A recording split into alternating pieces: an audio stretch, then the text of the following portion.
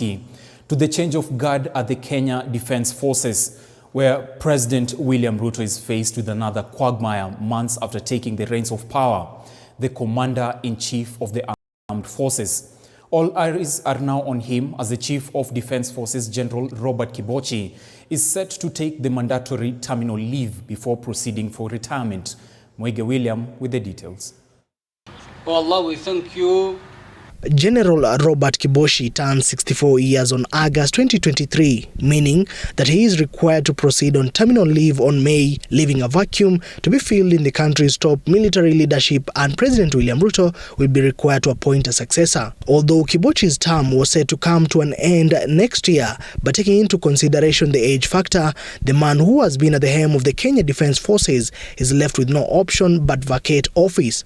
Former President Uhuru Kenyatta appointed Kibochi in May 2020, and his 4-year tour of duty is supposed to come to a close next year. The age factor takes precedence. The task now on Ruto to appoint the next DOD boss. The matter comes in heavy with the ghost of bombers during the 2022 presidential election results haunting Lieutenant General Francis Ogolla.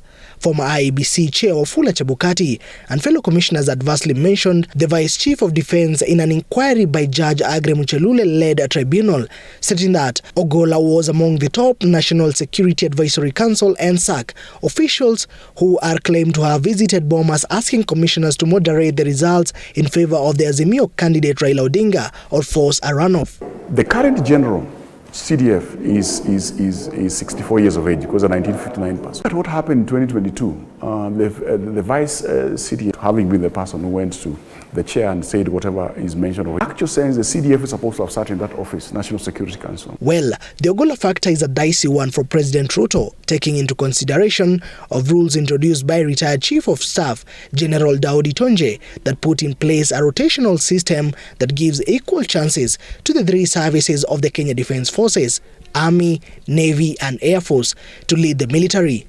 This being the case, the president is expected to pick Kibochi's successors from the Kenya Air Force, since the outgoing CDF is drawn from the Kenya Army and succeeded General Samson Mwatate from the Navy.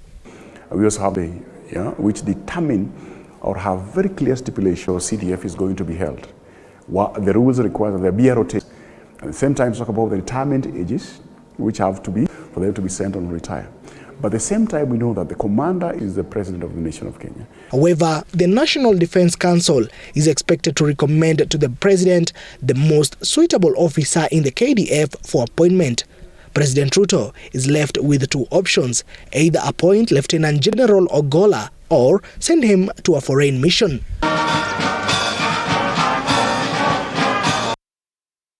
It's time to count the shilling and shift focus to matters business.